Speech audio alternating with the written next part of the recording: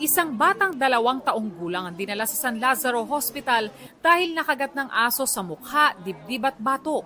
Ayon sa ina ng bata, alaga nila ang nakakagat sa biktima kagabi.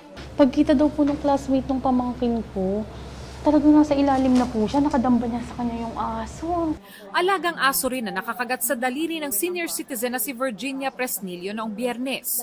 Kabilang sila sa mga pasyenteng libreng binakunahan kontra rabies sa San Lazaro Hospital ngayong araw. Basta magdala lang po ng ID at mailapit sa medical social natin.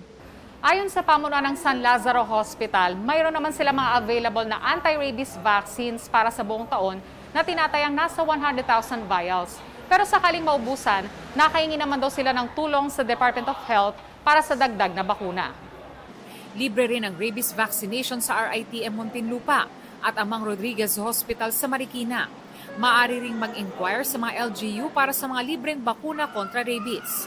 Ang PhilHealth naman may animal bite treatment package na 5,850 pesos. Sakop nito ang mga bakuna sa rabies at tetanus at local wound care. As of May 21, 13 na ang naitalang namatay sa rabies sa San Lazaro Hospital mula sa iba't ibang probinsya. Ayon sa doktor, ang pagkamatay, maiiwasan naman sana kung maagap na nagpabakuna ang mga pasyente. Dapat din anyang kumpletuhin ang 3 dose ng bakuna, makagat o makalmot man ang hayop. Pagka ganun po kasi kulang, so hindi po makakaproduce ng antibody ang katawan na sufficient para makakontra sa rabies. Obserbahan din daw ang hayop na kumagat o kumalmot sa pasyente. Kung mamatay ito sa loob ng 2 linggo, mataas ang tsansa na may rabies ito.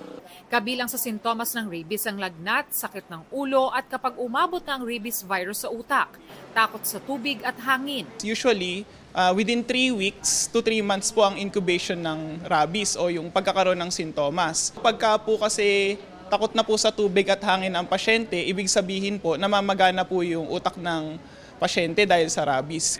Depende rin daw sa parte ng katawan na nakagat ng hayop ang bilis ng pagkalat ng rabies.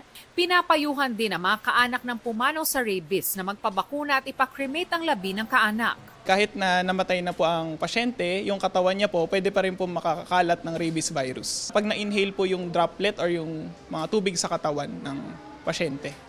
Para sa GMA Integrated News, Von Aquino, Nakatutok, 24 Oras.